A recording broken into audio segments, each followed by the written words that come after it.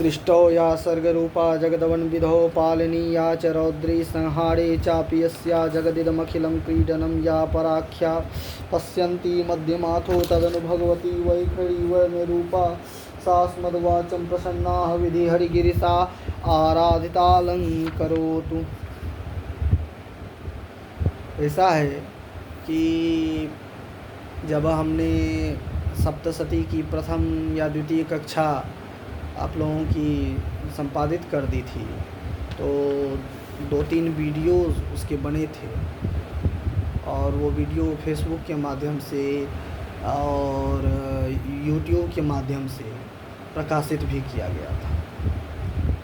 2-3 लोगों का उसमें विशेष आग्रह था और लगभग 50 मुझे जो है मैसेज व्हाट्सएप के माध्यम से, मैसेंजर के माध्यम से आए, जिसमें से 3-4 लोग विशेष रूप से आग्रह कर रहे थे कि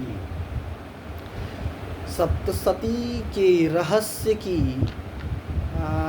आध्यात्मिक रहस्य की चर्चा की जाए। कथानक तो है, लेकिन थोड़ी आध्यात्मिक रहस्य पर भी प्रकाश डाली जाए तो वह विशेष आनंद आएगा उसको समझने में और सप्तशती के विशेष रहस्य को समझने में।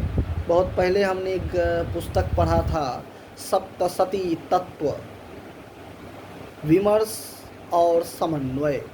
यह पुस्तक अभी तो हमारे पास में है नहीं, संभवतः चंडी प्रकाशन से छपा हो या कहीं और से, हमको ध्यान में नहीं आ रहा है।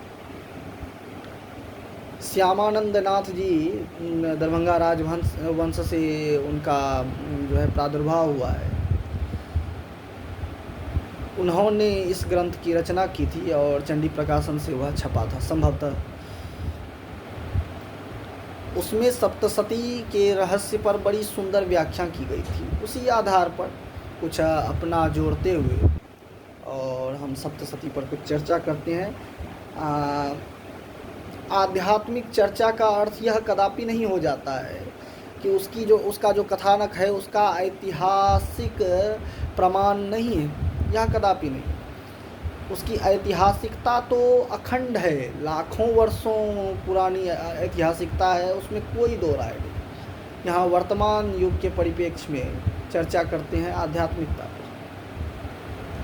इसी के प्रसंग में लक्ष्मी तंत्र, संभवतः लक्ष्मी तंत्र का ही वचन है, सम्यक हृदय स्थिता ज्ञेयम जन्म कर्मावलिस्तुतिः एतां द्विजमुखात् ज्ञात्वा अधियानो नरः सदा विधूय निखिलां मायां सम्यक ज्ञानं समश्नुते सर्वं सम्पत्माप्नोति धुनोति सकलापदः। लक्ष्मी तंत्र में ऐसा लिखा हुआ है कि ब्राह्मणों के मुख से इस इतिहास को सुन लेने के पश्चात उसका मनन चिंतन करने वाले व्यक्ति को समस्त संपदाओं की प्राप्ति हो जाती है। दुर्गा सप्तशती का रहस्य, इसकी विशालता इसी बात से है कि आज भी देश में लक्ष्य चंडी, सहस्त्र चंडी, कोटि चंडी इत्यादि संपादित होते रहते हैं। सतचंडी तो कहीं बहुत अधिक होते हैं, उसका तो कोई अर्थ ही नहीं बनता है कहने का, और उससे लोगों को कामनाओं की पूर्ति होती है। हमने भी कई बार इसका अनुभव किया है। तो दुर्गा सप्तशती के रहस्य पर चर्चा करते हैं। भूमिका देखते हैं कि दुर्गा सप्तशती ये है क्या, कहाँ से लिया गया है। हम सभी जानते हैं मार्कंडेय पुराण के अंतर्गत दुर्गा सप्तशती आता है, लेकिन हम आपको बता दें कि दुर्गा सप्तशती, एक होता है सप्तशती तालव्य 100 वाला, एक होता है सप्तशती दंत 100 वाला। सप्तशती का अर्थ होता है तालव्य 100 वाला, सती जो है उसका अर्थ होता है 700 शक्तियों से युक्त, सती 100 का अर्थ हुआ। और एक होता है सप्तशती, वहाँ शक्तियों से युक्त है, ठीक है ना। यहाँ 700 श्लोकों से युक्त कहा गया और वहाँ शक्तियों से युक्त का। सती शब्द जो है एक प्रकार से रूढ़ हो गया यहाँ पर। हालांकि सती शब्द का अर्थ कई अर्थों में लिया गया, लेकिन यहाँ लिया गया भगवती की 700 शक्तियों का समूह, ठीक है। ऐसा नहीं है कि सिर्फ मार्कंडेय पुराण में दुर्गा सप्तशती का वर्णन है, यह बात भी नहीं है।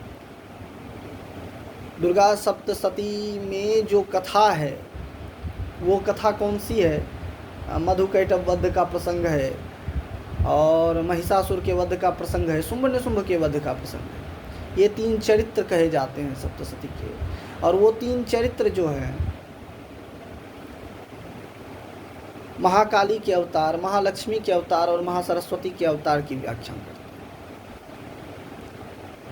हैं। देवी भागवत में भी 200 या 250 श्लोक के आसपास लघु सप्तशती व्यासकृत बहुत प्रसिद्ध है। लघु सप्तशती उसको कहते हैं। भगवान महर्षि वेद व्यास इसके रचयिता हैं। 200-250 श्लोकों में वह सप्तशती है। इसमें भी 3 चरित्र का वर्णन है।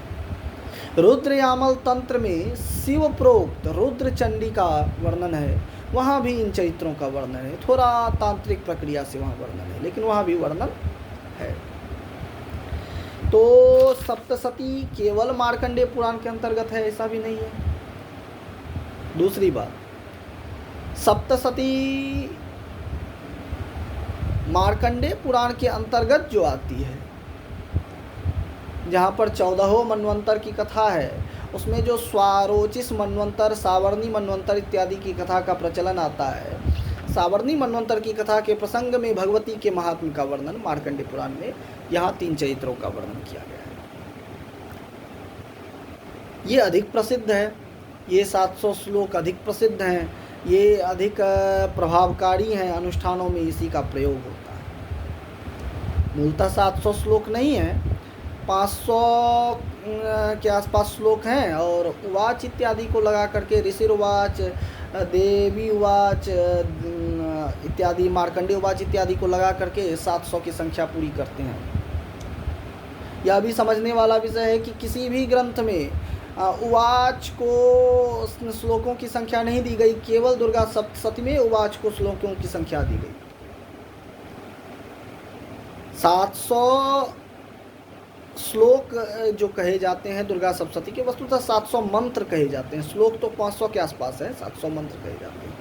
इन 700 मंत्रों के ऋषि हैं, देवता हैं, छंद हैं और इनका आध्यात्मिक और केवल आध्यात्मिक नहीं, लौकिक पारलौकिक सभी प्रकार की कामना की पूर्ति के लिए प्रयोग है, काम्य प्रयोग है। इनके संपुट लगते हैं। हमारे पास तो कई पुस्तक हैं, उसमें 2-3 पुस्तक ऐसी है जो जिसमें सप्तशती के 700 श्लोकों की, इसमें भी यहाँ तक कि ऋषि उवाच, मार्कंडेय उवाच इत्यादि को लगा करके 700 श्लोकों के ऋषि, देवता, न्यास, विनियोग सब कुछ प्राप्त होता है। प्रत्येक श्लोक के क्या कहते हैं, ध्यान होते हैं, यहाँ सब प्राप्त होता है।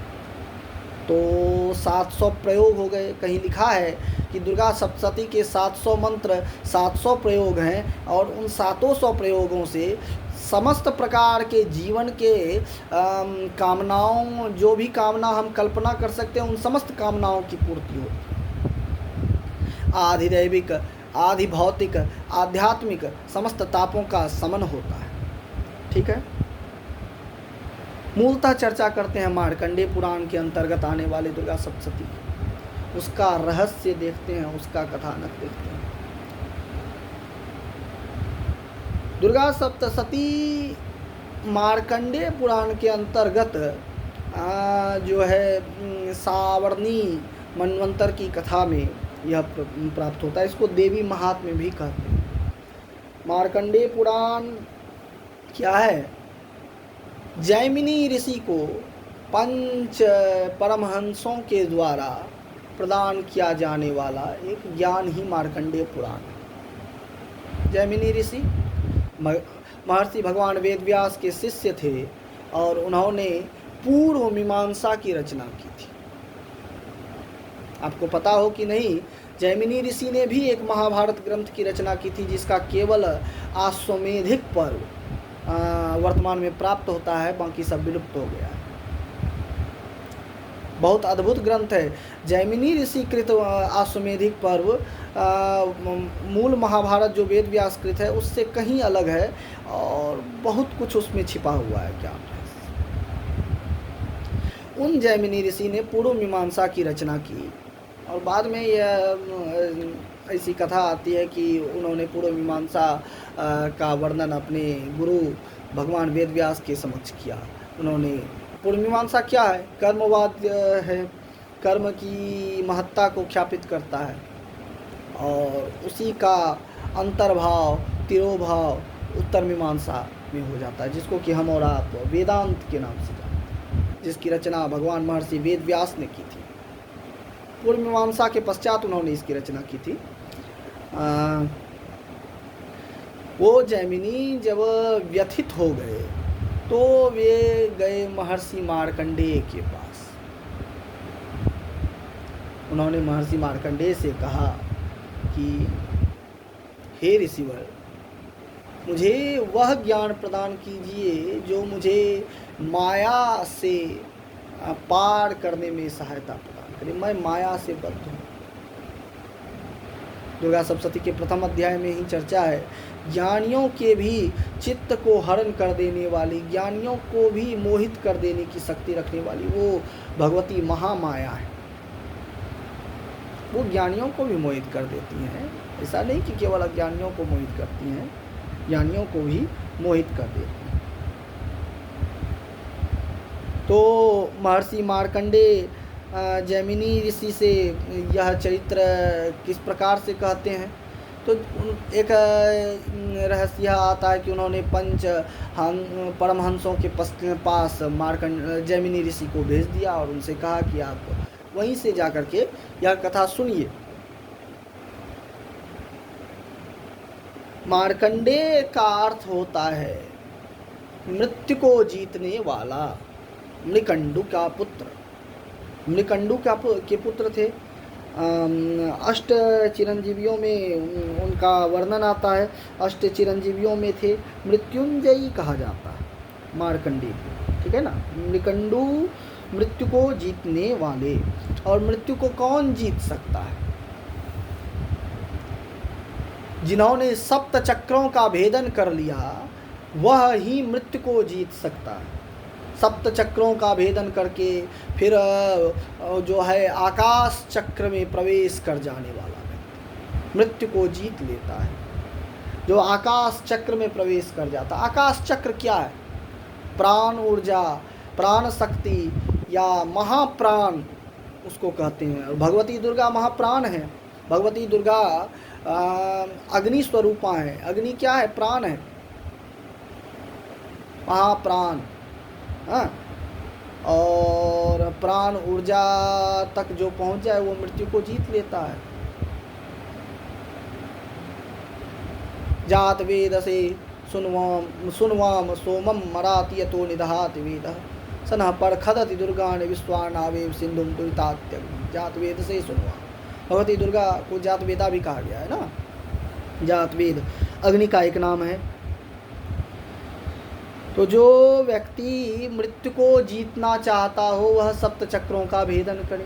व्योम चक्र में, आकाश चक्र में, अंतरिक्ष चक्र में, या जिसको कि एक प्रकार से योग में चिदाकाश कहते हैं। चिदाकाश विद्या में जो इसका प्रवेश, चिदाकाश चक्र में, चिदाकाश में जो प्रवेश कर जाए, चिदाकाश को जीत लेता है, ठीक है ना। तो महर्षि मार्कंडेय ने अपने शिष्य क्रौष्ठुक को मार्कंडेय पुराण की कथा सुनाई थी। ये भूमिका है। क्रौष्ठुक कौन हुए? क्रोष्ट शब्द का अर्थ होता है व्याकरण में क्रुस और जोड़ जो है तुन समझते हो? एक प्रकार का प्रत्यय है तुन, ठीक है ना। क्रुस जोड़ तुन। क्रुस क्या होता है? रोदक या रुदन करने वाला, क्रुस का क्रुस। और तुम शब्द का अर्थ होता है शरणागत। यहाँ क्रौष्ठुक शरण में आए हुए की बात करते हैं। तो क्रौष्ठुको नाम महर्षि क्रौष्ठुक, वो ऋषि थे, कोई साधारण व्यक्ति नहीं थे। शरणागत हुए अलग बात है, लेकिन थे ऋषि थे। क्रौष्ठुक एक ऋषि थे और वो किसकी शरण में आए? महर्षि मार्कंडेय की शरण में आए। शरण में क्यों आए? क्योंकि शरणागत के लिए ही गुरु की शरण में जाने। अनन्यांश चिंतयन्तो माम ये जना पर्युपासते गीता सर्वधर्मान् परित्यज्य मामेकं शरणं व्रज।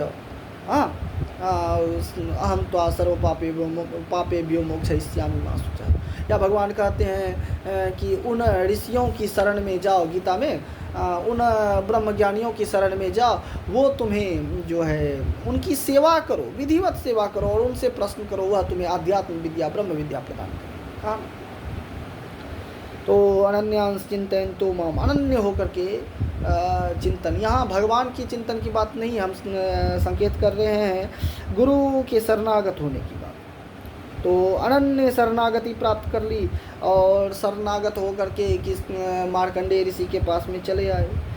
वहीं पर सर्वधर्मान परित्यज्य मामेकं शरणं व्रज। ठीक है ना? किसके शरण में आए? मार्कंडेय ऋषि के। मार्कंडेय कौन हुए?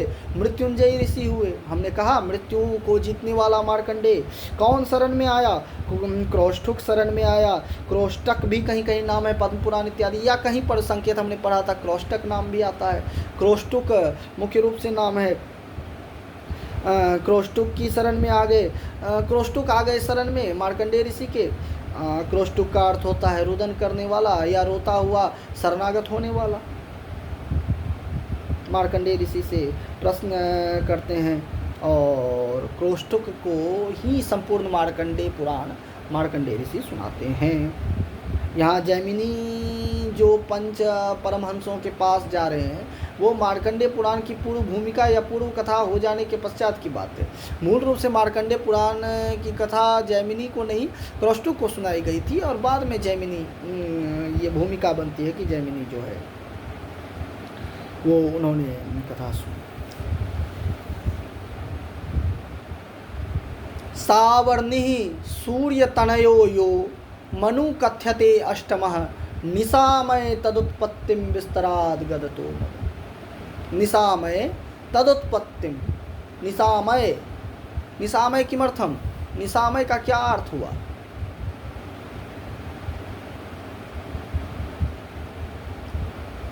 निशा कहते हैं रात्रि को, मय कहते हैं व्याप्त होने को। निशा में व्याप्त होने वाला यानी रात्रि से व्याप्त होने वाला, अर्थात अज्ञान या अंधकार से व्याप्त होने वाला। जो रुदन करता हुआ मार्कंडेय ऋषि के शरण में आया, वह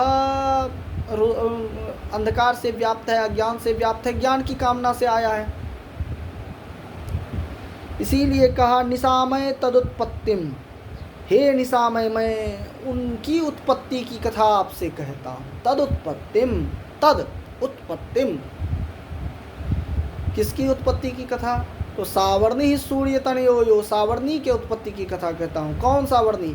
सूर्य तनयो यो, जो सूर्य के तनय थे, सूर्य पुत्र थे। कितनी अच्छी बात कह दी।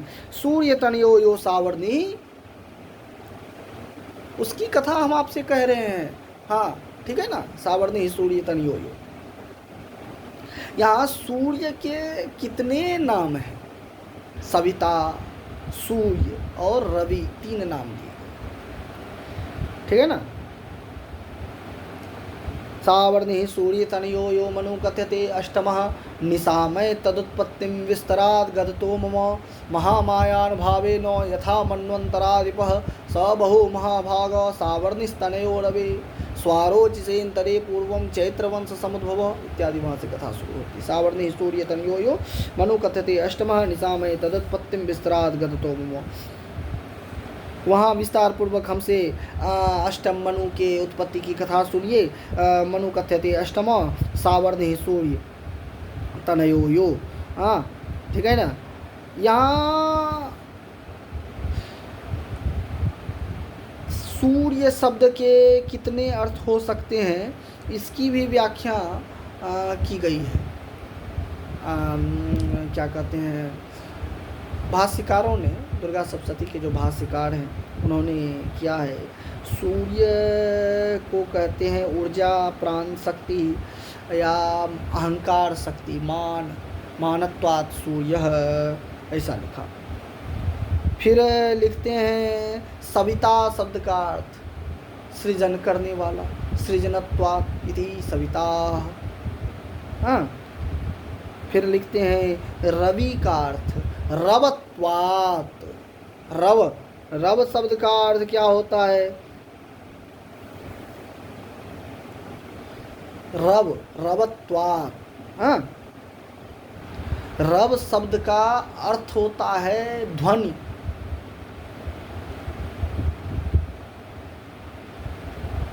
रव शब्द कहते हैं ध्वनि करना, जो प्रतिक्षण ध्वनि करता आ रहे। और कौन सा ध्वनि? रथ चल रहा है और उनके रथ की ध्वनि निकल रही है। एक चक्रो रथो यस्य दिव्य, या एक चक्रो रथो यस्य इत्यादि शब्द आया है। हमको श्लोक विस्मरण हो रहा है। दिव्य कनक भूषिता इत्यादि है। समय भवतो सुप्रीतो। तो एक चक्रो रथ हो यस्य, जिसका एक चक्र वाला रथ है। एक के चक्का है रथ में, है? दो चक्का चार चक्का वाला रथ नहीं है, एक का चक्का है, एक चक्र। इसका भी आध्यात्मिक अर्थ है, प्रतीक है। एक चक्र इस बात का प्रतीक है कि एक लक्ष्य पर चलता रहे व्यक्ति, लक्ष्य से इधर उधर ना हो, सूर्य लक्ष्य से इधर उधर भटकते नहीं है, ठीक है ना। तो एक चक्रो रथ हो यस्य।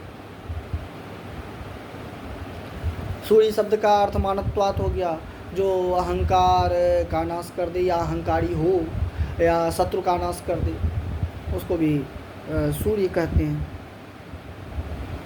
ठीक है ना। आठवें मनु की कथा हो रही है। हाँ, सावर्णी सूर्य तनयो यो। सावर्णी जो है सावर्णी शब्द का क्या अर्थ है? उसको कहते हैं सवर्णा शक्ति या शरण्यु। शरण्यु कहा गया है वेदों में। यजुर्वेद में एक स्थान पर शरण्यु शब्द आया है। आठवें मनु की उत्पत्ति की कथा कही गई है। हाँ,